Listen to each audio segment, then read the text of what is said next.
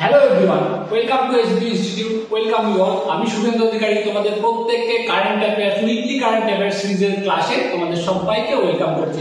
আজকের সপ্তাহের যে কারেন্ট অ্যাফেয়ার্সটা সেটা নিয়ে আলোচনা করব। আজকের ক্লাসটি কিন্তু খুব গুরুত্বপূর্ণ হতে চলেছে, কারণ এই সপ্তাহে কিন্তু ক্যাবিনেট গঠন হয়েছে, ঠিক আছে। অর্থাৎ নরেন্দ্র মোদী তৃতীয়বারের জন্য কিন্তু প্রধানমন্ত্রী শপথ গ্রহণ করেছে প্রধানমন্ত্রী হিসেবে, ঠিক আছে। এরকম খুব গুরুত্বপূর্ণ ইনফরমেশন কিন্তু থাকছে আজকের ক্লাসে।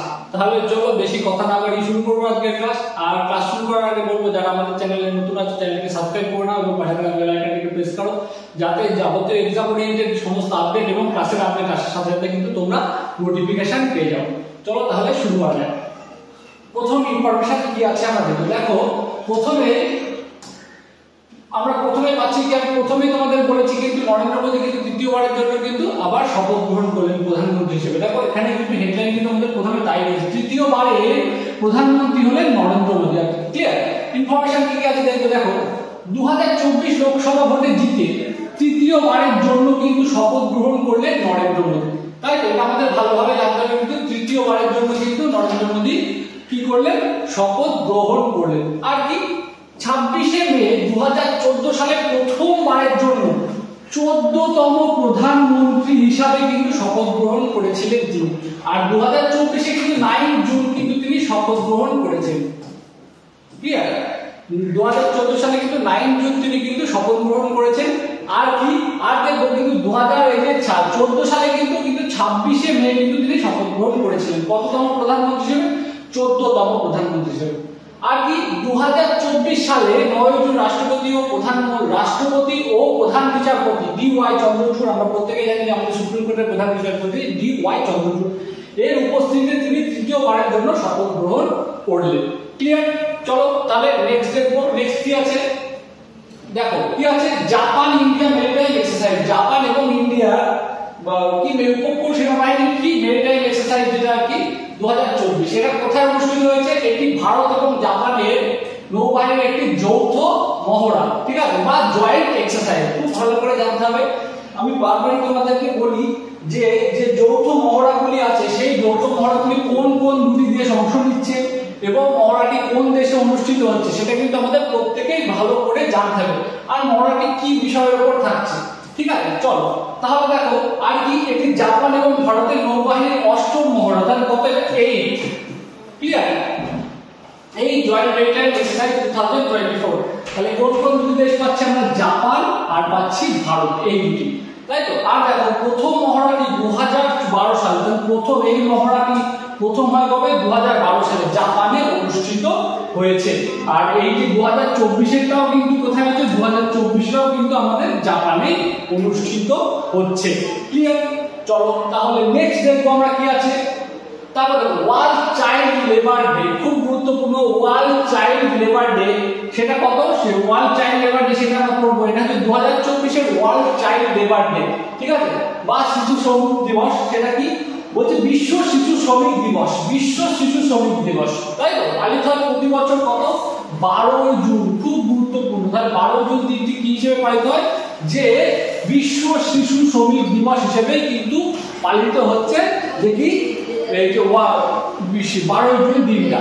আর কি ইন্টারন্যাশনাল লেবার অর্গানাইজেশন দ্বারা 2002 সাল থেকে এই দিবস পালিত হয়।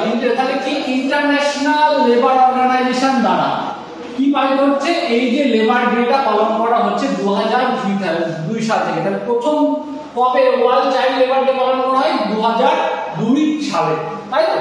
নেক্সট দেখো 2024 সালের থিম কি আছে। থিমটা কিন্তু খুব গুরুত্বপূর্ণ। প্রত্যেকটা ডে যেগুলি থিম থাকে সেগুলো কিন্তু আমরা দিয়ে দিই, অসুবিধা নেই, তোমাদেরকে কিন্তু সেইগুলো মনে রাখতে হবে। Let's act on our commitment. Let's act অর্থাৎ আমাদের প্রতিশ্রুতি মোতাবেক আমাদের কাজ করা উচিত। এন্ড চাইল্ড লেবার অর্থাৎ শিশু শ্রমকে শেষ করা উচিত, মানে কি শিশু শ্রমকে কমিয়ে আনা উচিত, ঠিক আছে, বুঝা গেল।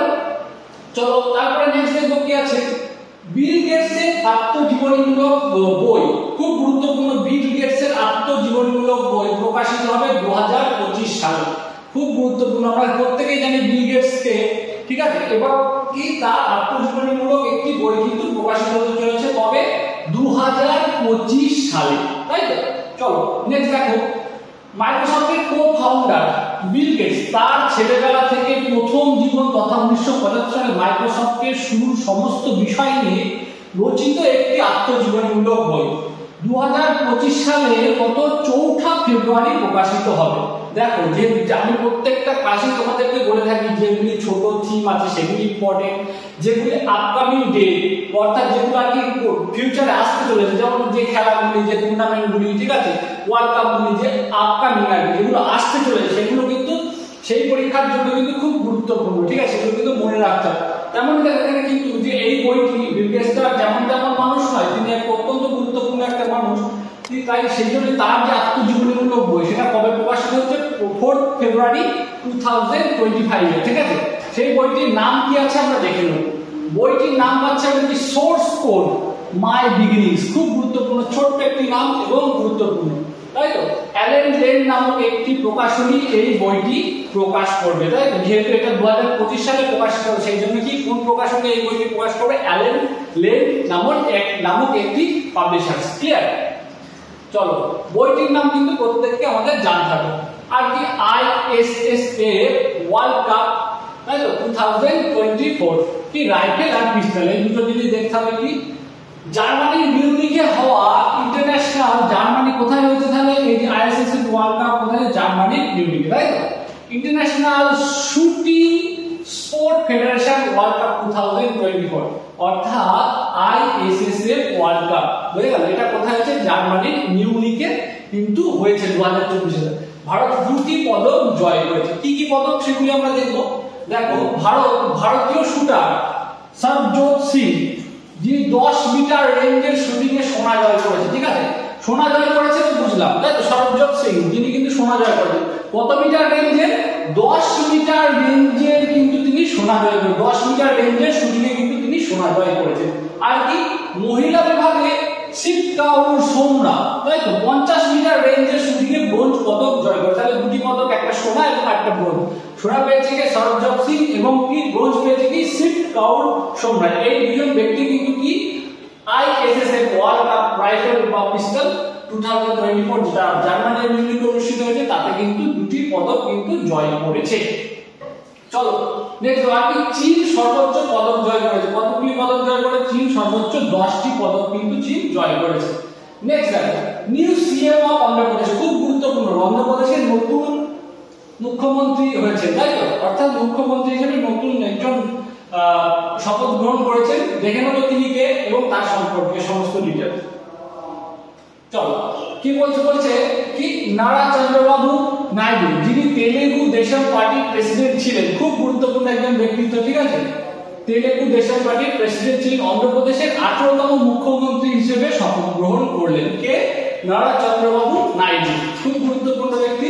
আর কি নেক্সট দেখো তিনি ওয়াইএস জগনমোহন রেড্ডি স্থলাভিষিক্ত হলেন, তাই তো, অর্থাৎ পূর্ববর্তী মুখ্যমন্ত্রী কে ছিলেন, ওয়াইএস জগনমোহন রেড্ডি, তাই তো।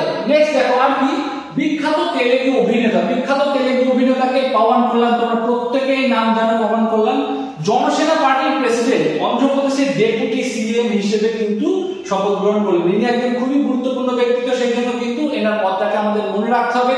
তাহলে যদি কোশ্চেন চলে আসে যে অন্ধ্রপ্রদেশের ডেপুটি সিএম হিসেবে কি কোন ব্যক্তিত্ব শপথ গ্রহণ করলেন, সেটা আমাদের বলতে হবে পাওয়ান কল্যাণ, তিনি একজন তেলেগু অভিনেতা, তাই তো। নেক্সট দেখো ওড়িশার মুখ্যমন্ত্রী, তাই তো, ওড়িশার মুখ্যমন্ত্রী পদে শপথ গ্রহণ করলেন মোহন চরণ মাঝি, খুব গুরুত্বপূর্ণ, তাই তো, মোহন চরণ মাঝি কি ওড়িশার মুখ্যমন্ত্রী হিসেবে কিন্তু শপথ গ্রহণ করলেন। আর কি দেখো ওড়িশার 15তম মুখ্যমন্ত্রী, তাহলে এই যে মোহন চরণ মাঝি কততম, 15তম মুখ্যমন্ত্রী হিসেবে কিন্তু তিনি শপথ গ্রহণ করলেন। আর কি তিনি যিনি ভারতীয় জনতা পার্টির সদস্য, তাই তো, ভারতীয় জনতা পার্টির একজন সদস্য। আর কি দেখো মোহন চরণ মাঝি একজন উপজাতি সম্প্রদায়ের নেতা, এইটা কিন্তু খুব গুরুত্বপূর্ণ, সব তোমাদের কোশ্চেন দিয়ে দিতে পারে সম্প্রতি কোন ব্যক্তি উপজাতি সম্প্রদায়ের একজন নেতা কোন রাজ্যের মুখ্যমন্ত্রী হিসেবে শপথ গ্রহণ করেছেন, খুব গুরুত্বপূর্ণ জায়গা, একজন উপজাতি সম্প্রদায়ের একজন ব্যক্তিত্ব যিনি কিন্তু মুখ্যমন্ত্রী হিসেবে শপথ গ্রহণ করেছেন, তাই তো। আর কি তিনি নবীন পট্টনায়কের স্থলাভিষিক্ত হয়েছেন, তিনি নবীন পট্টনায়ক, খুব খুব খুব পপুলার নাম, যার স্থলাভিষিক্ত হয়েছেন কে, নবীন পট্টনায়কের স্থলাভিষিক্ত হয়েছেন কে, যে স্থলাভিষিক্ত হচ্ছে যে মোহন চরণ মাঝি। ক্লিয়ার? নেক্সট দেখো Dilip Bose lifetime achievement award. Dilip Bose lifetime achievement award, এই যে Dilip Bose lifetime achievement award কিসে দেওয়া হয়? জেনারেলি কি এটা হচ্ছে যে কোচদেরকে দেওয়া হয়, তাই তো, খেলার কোচদেরকে দেওয়া হয়, তাই তো। আর কি এই যে দিলীপ বোস কে ছিলেন, তিনি একজন টেনিস খেলোয়াড় ছিলেন।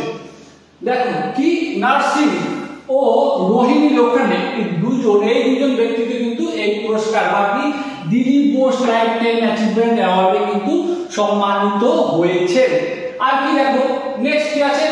All India tennis association, all India tennis association নরসিংহকে এবং দিল্লি বেস্ট টেনিস কোচ, যিনি কি দিল্লি এলাকার কি টেনিস কোচ আর কি Dilip Bose lifetime achievement অ্যাওয়ার্ডে সম্মানিত করেছে। আর কি আছে? রোহিণী লোখন্ডেকে, রোহিণী লোখন্ডেকে এই পুরস্কারে সম্মানিত করেছে AITA কে all India tennis association. Clear? দেখো আর কি AITA এর 11তম ন্যাশনাল কোচ ওয়ার্কশপে, 11তম ন্যাশনাল কোচ ওয়ার্কশপে মহারাষ্ট্রের পুনেতে অনুষ্ঠিত হয়, যেখানে এই পুরস্কারে কিন্তু ঘোষণা করা হয়। তাহলে কোথায় এই পুরস্কার অনুষ্ঠান কোথায় হয়েছে? মহারাষ্ট্রের পুনেতে। এই অনুষ্ঠান কোথায় হচ্ছে? মহারাষ্ট্রের পুনেতে। কততম অনুষ্ঠান হয়েছে? এটা কিন্তু 11তম ন্যাশনাল কোচ ওয়ার্কশপ। তাহলে আমরা কি পেলাম যে এই যে দিলীপ বোস ট্রফি আমাদের কোথায় দেওয়া হচ্ছে? সেটা কিন্তু অ্যাচিভমেন্ট লাইফ টাইম অ্যাচিভমেন্ট অ্যাওয়ার্ডের কোথায় দেওয়া হচ্ছে? এটা কিন্তু যে কোচদেরকে দেওয়া হয়, তাই আমাদের কোশ্চেন দিয়ে দিতেই পারে, বুঝে গেল? তারপরে চলো 2025 hockey men's junior world cup 2024 খুব গুরুত্বপূর্ণ, তাই তো। 2025 এর hockey men's junior world cup কোন দেশে অনুষ্ঠিত হবে সেটা কিন্তু আমাদের জানতে হবে। বলি যেগুলো আপকামিং অর্থাৎ যেগুলো ঘটেনি, যেগুলো ঘটতে চলেছে, সেগুলো কিন্তু খুবই গুরুত্বপূর্ণ পরীক্ষার জন্য, তাই তো। দেখো নেক্সট কি আছে? 2025 জুনিয়র হকি বিশ্বকাপের আয়োজক দেশ হলো ভারত। খুব গুরুত্বপূর্ণ, 2025 হকি মেন্স জুনিয়র ওয়ার্ল্ড কাপের আয়োজক দেশ কে পাচ্ছি আমরা? ইন্ডিয়া বা ভারত, তাই তো। খুব গুরুত্বপূর্ণ। আর কি অর্থাৎ ভারত চতুর্থবারের জন্য হকি জুনিয়র ওয়ার্ল্ড কাপ আয়োজন করতে চলেছে। চতুর্থবারের জন্য, ভারত এর আগে 4বার কিন্তু এই জুনিয়র ওয়ার্ল্ড কাপ আয়োজন করে ফেলেছে।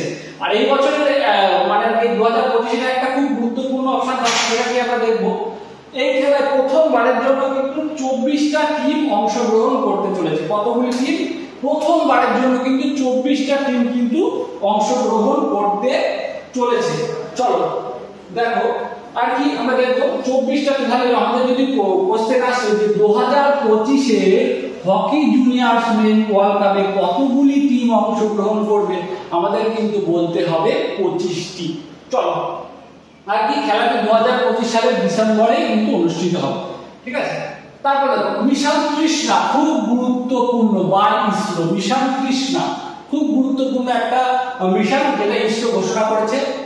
তৃষ্ণা কি? Thermal infrared imaging satellite for high resolution natural resource assessment, তাই তো। যেটার ফুল ফর্ম কি, মানে যেটা শর্ট ফর্ম এখানে রয়েছে তৃষ্ণা, তাই তো। দেখো আর কি এটা 5ই জুন ভারতীয় মহাকাশ গবেষণা, 5ই জুন আমরা কি বিশ্ব পরিবেশ দিবসে কিন্তু ইসরো এই যে মিশন তৃষ্ণা ঘোষণাটা করেছে, তাই তো। 5ই জুন ভারতীয় মহাকাশ গবেষণা সংস্থা বা ISRO, Indian space research organisation, mission তৃষ্ণার বিষয়ে কিন্তু ঘোষণা করেছে। আর কি এটি ভারত ও ফ্রান্সের স্পেস এজেন্সি CNSC যৌথ প্রচেষ্টায় মিশনটি সম্পন্ন হবে, তাই তো। তাহলে ভারত এবং কি ফ্রান্সের, তাহলে আমাদের কোশ্চেন যদি চলে আসে যে মিশন তৃষ্ণার সঙ্গে ভারতের ইসরো বা ইসরোর সঙ্গে যৌথভাবে কোন এজেন্সি কাজ করছে, কোন স্পেস এজেন্সি বা কোন দেশীয় স্পেস এজেন্সি, তাহলে কিন্তু আমাদের বলতে হবে ফ্রান্সের স্পেস এজেন্সি কিন্তু ইসরোর সাথে টাই আপ করে কিন্তু এই কোন কাজটা, যেটা মিশন তৃষ্ণাকে সফল করার প্রচেষ্টা কিন্তু করছে। এই স্যাটেলাইট কি কাজ করবে? এই স্যাটেলাইট প্রধানত পৃথিবী পৃষ্ঠের উষ্ণতা এবং জলবায়ু পরিবর্তনের মতো জটিল সমস্যার সমাধানের বিষয়ে কাজ করবে। তাহলে মিশন তৃষ্ণার প্রধান কাজ কি থাকে? ফার্স্ট মেইন ইনিশিয়েটিভ থাকছে এই স্যাটেলাইট প্রধানত পৃথিবী পৃষ্ঠের উষ্ণতা, জলবায়ু পরিবর্তন এবং পরিবর্তনের মতো জটিল সমস্যার সমাধানের বিষয়ে কিন্তু কাজ করবে, তাই তো। চলো তাহলে আজকে যা যতগুলি কারেন্ট অ্যাফেয়ার্স পড়াম সেগুলো কিন্তু অত্যন্তই গুরুত্বপূর্ণ এবং মানে তোমাদের ক্ষেত্রে খুব প্রত্যেকটা পরীক্ষার ক্ষেত্রেই কাজে আসবে, ঠিক আছে। চলো আর কি রবিচাঁদ অশ্বিন। নেক্সট কি আছে, রবিচাঁদ অশ্বিনের আত্মজীবনী প্রকাশিত হলো। রবিচাঁদ অশ্বিনের আত্মজীবনী প্রকাশিত হলো, খুব গুরুত্বপূর্ণ। তাহলে আমরা কিন্তু আজকে স্লাইডে আজকের ক্লাসে কিন্তু আমরা দুটো আত্মজীবনী পাচ্ছি। একটা এই বইটার নাম কি, রবিচাঁদ অশ্বিনের I have the secrets, I have the script Akuti cricket story, এই বইটির নাম, যেটা প্রকাশিত হয়ে গেছে। এটি 200 পৃষ্ঠার একটি বই, যা অশ্বিনের জীবনে শৈশবকালে ক্রিকেটের প্রতি ভালোবাসা এবং তার ধীরে ধীরে একদম বিখ্যাত ক্রিকেটার হয়ে ওঠার গল্প নিয়ে কিন্তু এই বইটি, এই 200 পাতার এই বইটি রচিত, তাই তো। আর কি বইটি পাবলিশ করছে, এটা ভুল আছে, পাবলিশ করেছে কি পেঙ্গুইন ব্রেন্ডাম হাউস ইন্ডিয়া পাবলিকেশন, তাই তো। বোঝা গেল, এই হচ্ছে ব্যাপার। তিনি কিন্তু আর কি একজন রাইটারের সহায়তা নিয়ে কিন্তু এই বইটা লিখেছেন, তিনি নিজে হাতে করে কিন্তু বইটা লেখেননি, ঠিক আছে। যদিও রাইটার তার নামই আসবে, কিন্তু তিনি একজন অথরের কিন্তু সহায়তা কিন্তু নিয়েছেন এই বইটি লিখতে। চলো দেখো, আজকের ক্লাস কিন্তু এই পর্যন্ত ছিল। তোমরা যারা আমাদের চ্যানেলে নতুন আছো, চ্যানেলটাকে সাবস্ক্রাইব করে রাখো। আর সেই ক্লাস শেষ করার আগে বলবো, যদি আমাদের ক্লাসগুলি ভালো লেগে থাকে তোমরা অবশ্যই লাইক, কমেন্ট এবং শেয়ার করবে।